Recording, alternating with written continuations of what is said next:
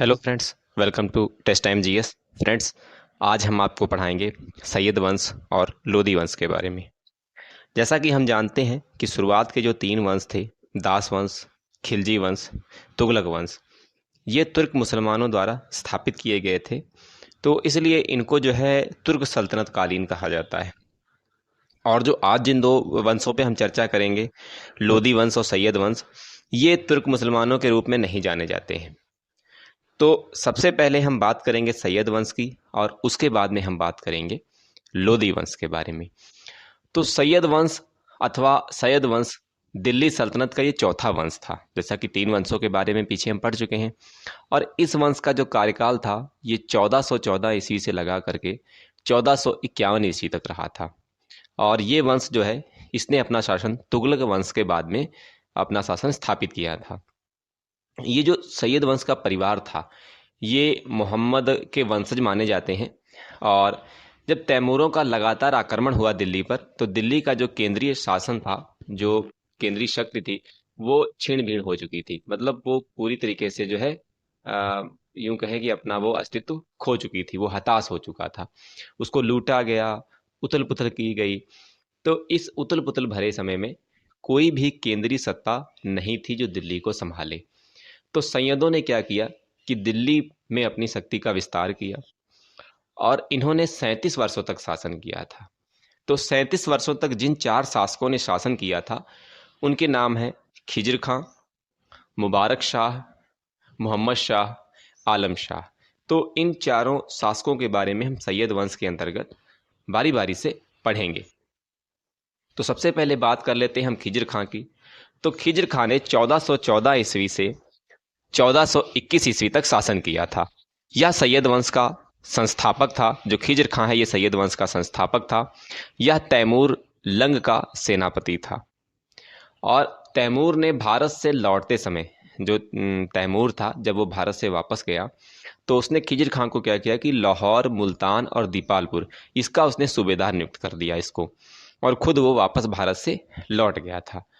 और इसने दौलत खां को पराजित किया, खिजर खां ने, और दिल्ली का ये स्वतंत्र शासक बन गया था। जो खिजर खां था, इसने दौलत खां को पराजित कर दिया, मतलब अपना विस्तार कर लिया, और दिल्ली का ये स्वतंत्र शासक बन गया था। उसके बाद में क्या किया, खिजर खां जो था ये स्वयं को पैगंबर मोहम्मद का वंशज मानता था। हालांकि ये कोई ऐसा प्रमाण नहीं दे पाया, साबित नहीं कर पाया, सिद्ध नहीं कर पाया कि ये पैगंबर मोहम्मद का वंशज था, लेकिन ये अपने आप को मानता था कि ये पैगंबर मोहम्मद का वंशज है। और खिजर खां जो था दिल्ली का स्वतंत्र शासक था। लेकिन ये जो स्वयं जो था, ये तैमूरियों का अपने आप को राज्यपाल मानता था। ये मानता था कि तैमूर का ये सेनापति था, उसके ही द्वारा इसको शासन मिला है, उसने ही सूबेदार इसको नियुक्त किया था। तो इसलिए ये तैमूर को राज्यपाल मानता था, और इसीलिए इसने कभी सुल्तान की उपाधि धारण नहीं की थी और ना ही अपने नाम का सिक्का जारी किया था। तो दो चीज़ें हैं, खिजर खां ने ना तो कभी सुल्तान की उपाधि धारण की और ना ही इसने अपने नाम का सिक्का जारी किया था। इसने एक उपाधि धारण की थी, रैयत ए आला, इसके नाम से इसने एक उपाधि धारण की हुई थी। और जो खिजर खां था, ये तैमूर का एक पुत्र था, शाहरुख। शाहरुख जो कि पश्चिमी सभ्यता में पश्चिम की ओर जो है अपना राजकाज चलाता था। तो खिजर खां तैमूर के पुत्र शाहरुख को एक टैक्स भेजा करता था। मतलब यहाँ स्वतंत्र शासक करता था, लेकिन यहाँ शासन करते हुए यहाँ से कुछ टैक्स वो हर वर्ष नियमित रूप से उसको शाहरुख को भेजा करता था। शाहरुख जो कि तैमूर का पुत्र था। और 20 मई 1421 ईस्वी को खिजर खां की मृत्यु हो गई थी। तो इस स्लाइड में इतना याद रखिएगा कि सैयद वंश का संस्थापक खिजर खां है। इसने ये तैमूर का सेनापति था, तैमूर लंग का। और इसने कभी भी अपने आप को स्वतंत्र शासक या सुल्तान की उपाधि धारण नहीं की थी। और इसने दौलत खां को पराजित किया था, और ये अपने आप को पैगंबर मोहम्मद का वंशज मानता था। और इसकी एक उपाधि आप याद रखेंगे, रैयत ए आला नामक इसकी उपाधि थी। और इसकी मृत्यु 20 मई 1421 ईस्वी को हो गई थी। तो लगभग खिजर खां ने 7 वर्षों तक दिल्ली पर शासन किया था। खिजर खां के बाद में उसका पुत्र मुबारक शाह गद्दी पर बैठा। ये 1421 से 1434 ईस्वी तक इसने दिल्ली के सिंहासन पर राज किया था। जैसा कि मैंने आपको पीछे बताया कि खिजर खां ने सुल्तान की उपाधि धारण नहीं की थी, लेकिन जो खिजर खां का पुत्र था मुबारक शाह, है ना, मुबारक खां जो था, इसने शाह और सुल्तान की उपाधि धारण की हुई थी। खिज़िर खां ने सुल्तान की उपाधि धारण नहीं की थी, लेकिन इसके पुत्र मुबारक खां ने शाह और सुल्तान की उपाधि धारण की हुई थी। और मुबारक शाह के दरबार में एक इतिहासकार था जिसका नाम था याहिया बिन अहमद सरहिंदी। ठीक है, इसको मुबारक शाह का संरक्षण प्राप्त था और इसने सैयद वंश के विषय में एक पुस्तक भी लिखी थी जिसका नाम था तारीख़ ए मुबारक शाही। तारीख़ ए मुबारक शाही इस इतिहासकार ने लिखी थी, उसका नाम था याहिया बिन अहमद सरहिंदी। कहीं कहीं पे अहमद सरहिंदी भी लिखा होता है, कहीं कहीं पे बिन अहमद सरहिंदी भी लिखा होता है, तो आप याद रखेंगे। मुबारक शाह ने एक नगर भी बसाया था जिसका नाम था मुबारकाबाद, और ये यमुना नदी के किनारे था। गंगा दिल्ली भी यमुना नदी के किनारे है और मुबारकाबाद नगर भी इसने यमुना नदी के किनारे ही बसाया हुआ था। इसने भटिंडा और दोआब क्षेत्र में हुए विद्रोह को सफलतापूर्वक दबाया था। तो दोआब क्षेत्र वो क्षेत्र होता है दो नदियों के बीच का क्षेत्र। जैसा कि मैंने आपको कई वीडियो में जहाँ भी दोआब शब्द आया मैंने आपको समझाने की कोशिश की, तो दो नदियों के बीच के क्षेत्र को दोआब क्षेत्र कहा जाता है। इसके वजीर द्वारा इसकी हत्या करवा दी गई थी। जो मुबारक शाह था इसकी हत्या इसके वजीर के द्वारा ही करवा दी गई थी। इसके बाद अगला आता है मोहम्मद शाह। मोहम्मद शाह ने 1434 ईस्वी से 1443 ईस्वी तक शासन किया था। तो मुबारक शाह के बाद में उसका भतीजा मोहम्मद शाह अगला शासक बना था, और जो मोहम्मद शाह का वास्तविक नाम था मोहम्मद बिन फरीद खान था। इसका वास्तविक नाम मोहम्मद बिन फरीद खान था। इसके समय में 1414 ईस्वी में मालवा के शासक महमूद शाह खिलजी ने दिल्ली पर आक्रमण किया और 3 दिनों में भीषण युद्ध हुआ। 3 दिनों तक भीषण युद्ध चला और उसके बाद में इन दोनों में संधि हो गई। जो महमूद शाह खिलजी था उसके और मोहम्मद शाह के बीच में संधि हो गई और महमूद शाह खिलजी को वापस मालवा जाना पड़ा। वो वापस चला गया चूँकि दोनों में 3 दिन तक युद्ध हुआ। और उसके बाद में जो महमूद शाह खिलजी था, खिलजी वंश का शासक, और मोहम्मद शाह दोनों के बीच में संधि हो गई, समझौता हो गया, और वो जो खिलजी था वो वापस मालवा की ओर लौट गया। अगला शासक आता है अलाउद्दीन आलम शाह, और ये इस वंश का, सैयद वंश का अंतिम शासक था अलाउद्दीन आलम शाह। तो इसको आप याद रखिएगा कि सैयद वंश का अंतिम शासक अलाउद्दीन आलम शाह था और सैयद वंश का संस्थापक या प्रथम शासक जो था वो खिज़िर खां था। और अलाउद्दीन के वजीर का नाम हामिद खान था। ये इंपॉर्टेंट है एग्जाम की दृष्टि से, तो इसको याद रखिएगा। जब हामिद खान से मतभेद हो गया तो ये दिल्ली छोड़कर बदायूं चला गया और वहाँ इसकी मृत्यु हो गई थी। और इसके वजीर ने दिल्ली का राजपाट बहलोल लोदी को सौंप दिया। याद रखिएगा, यहाँ से देखिए लोदी शब्द आ गया। इसका जो वजीर था हमीद खान, उसने क्या किया कि राजपाट बहलोल लोदी को सौंप दिया था। किस सौंपा वो कारण नहीं पूछा जाता है, तो बस आप इतना याद रखेंगे कि वो इसने इसको सौंप दिया था। तो यहाँ पर आपका सैयद वंश समाप्त हो गया है। और अब हम बात करेंगे लोदी वंश के बारे में। लोदी वंश 1451 से 1526 ईस्वी तक चला था और ये दिल्ली सल्तनत का अंतिम वंश था। यूँ कहें कि अंतिम चरण में लोदी लोगों ने शासन किया था। इन्होंने 1451 से 1526 ईस्वी तक शासन किया था और दिल्ली का प्रथम अफगान शासक परिवार लोदियों का ही था। ये अफगान शासक था, ये लोदियों का था। वे अफगान के कबीले के थे और ये अफगान जो है ये सुलेमान पर्वत की पहाड़ियों में ये लोग रहते थे। और ये मान लीजिए कि 15वीं शताब्दी तक इनको बिल्कुल ये अज्ञात थे और निर्धन थे। ये गरीब थे, निर्धन थे, इनका कोई परिचय नहीं था, इनको कोई जानता नहीं था।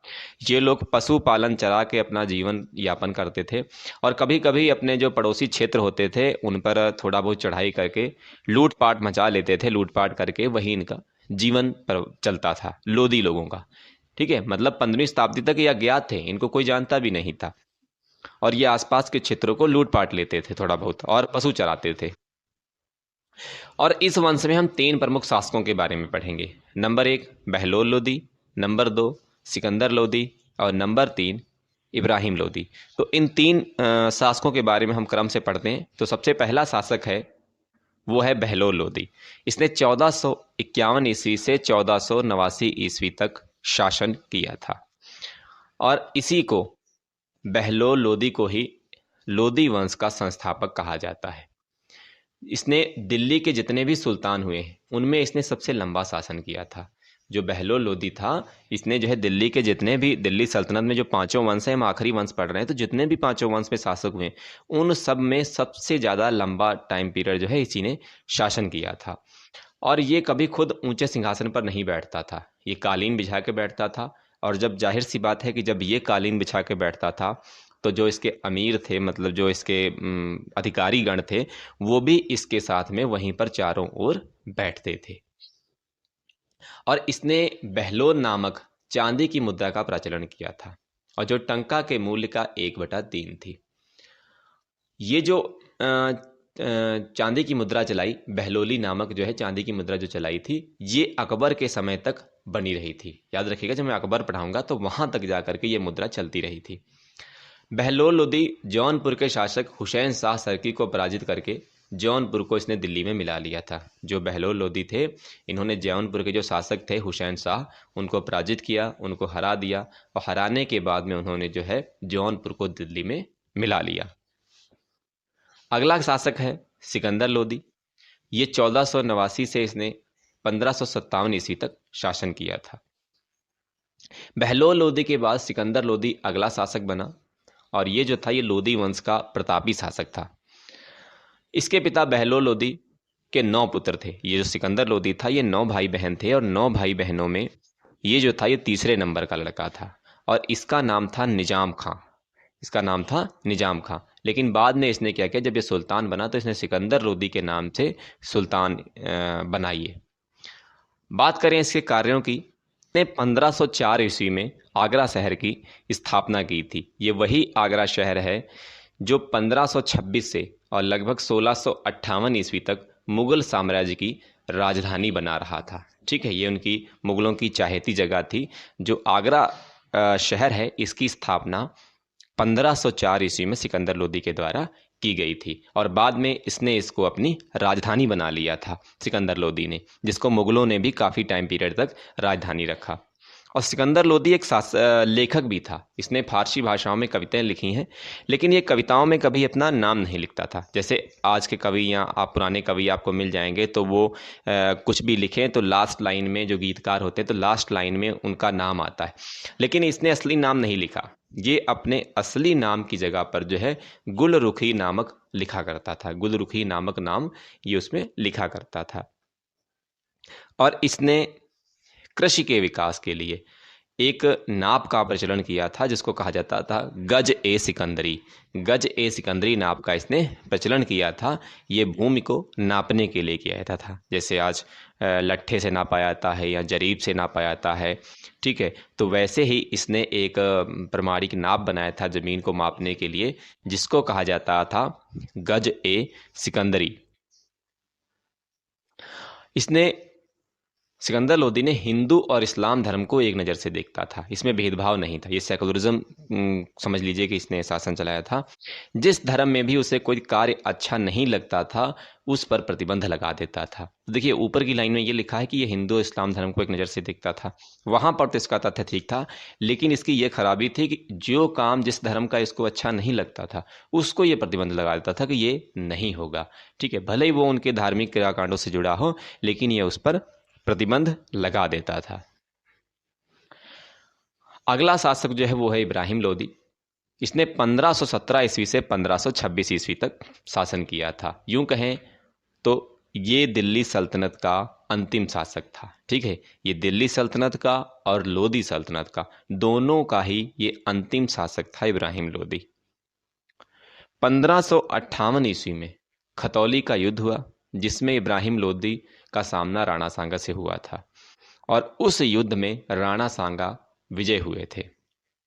इसमें राणा सांगा को विजय प्राप्त हुई थी और इब्राहिम लोदी हार गए थे। इब्राहिम लोदी के जो चाचा थे आलम खां और पंजाब के शासक दौलत खां, दोनों ने मिलकर बाबर को इब्राहिम लोदी से युद्ध करने का निमंत्रण भेजा था।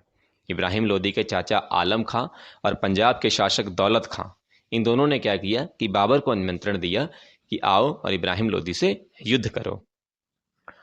बाबर ने भारत में 21 अप्रैल 1526 ईस्वी में प्रथम पानीपत का पानीपत का प्रथम युद्ध लड़ा था। बाबर ने 1526 ईस्वी में पानीपत का प्रथम युद्ध लड़ा था। और जब ये युद्ध लड़ा तो बाबर की सेना बहुत छोटी थी और इब्राहिम लोदी की जो सेना थी वो बहुत ज़्यादा थी, बहुत बड़ी थी। लेकिन बाबर के पास जीतने का कोई कारण था। उसने कैसे जीता कि उसके पास तोपें थीं, तो उसने युद्ध में तोपों का इस्तेमाल किया। और भारत में पहली बार ऐसा हुआ था कि जब किसी ने युद्ध में तोपों का इस्तेमाल किया था। इब्राहिम लोदी इन चीज़ों से अपरिचित था।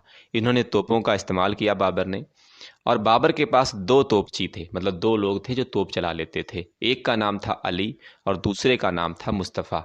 ये दोनों ही तोप चलाने में, उस समय की जो तोपें थी उनको चलाने में एक्सपर्ट थे, माहिर थे। इसने युद्ध में तुगलमा पद्धति का प्रयोग किया और इस पद्धति के बल पर बाबर ने छोटी सेना होने के बावजूद भी ये युद्ध जीत लिया और इब्राहिम लोदी को मार गिराया। और यहीं से दिल्ली सल्तनत का पहला शासक था ये इब्राहिम लोदी जो था। ये दिल्ली सल्तनत का ऐसा पहला शासक था जो युद्ध में मारा गया था। यहीं से इसका ये भी इसके नाम के साथ एक चीज़ जुड़ती है।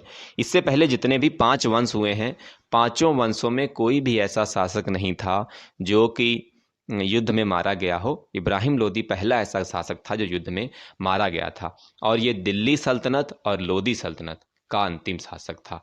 और यहीं से जो है दिल्ली सल्तनत का अंत हो गया और मुगल काल प्रारंभ हो गया था। तो यहाँ पर लोदी वंश समाप्त होता है। तो उम्मीद करते हैं कि दोनों जो धर्म थे, दोनों वंश थे, सैयद वंश और लोदी वंश, दोनों की थ्योरी आपको अच्छे से समझ में आ गई होगी। आप एक बार अपने आप नोट्स बना लेंगे तो उनको पढ़ लेंगे तो आपको बड़ी आसानी हो जाएगी। तो अब हम एमसीक्यू क्वेश्चन सॉल्व करेंगे। लेकिन अब तक अगर आपने वीडियो को लाइक नहीं किया तो वीडियो को प्लीज़ लाइक जरूर कर दीजिए और चैनल को सब्सक्राइब कर दीजिए। इतनी मेहनत के बावजूद भी जो है सब्सक्राइबर्स कम है मेरे चैनल पे, तो मेरी रिक्वेस्ट है आपसे कि कृपया मुझे सपोर्ट करें और अपने दोस्तों के साथ में शेयर जरूर कर दें।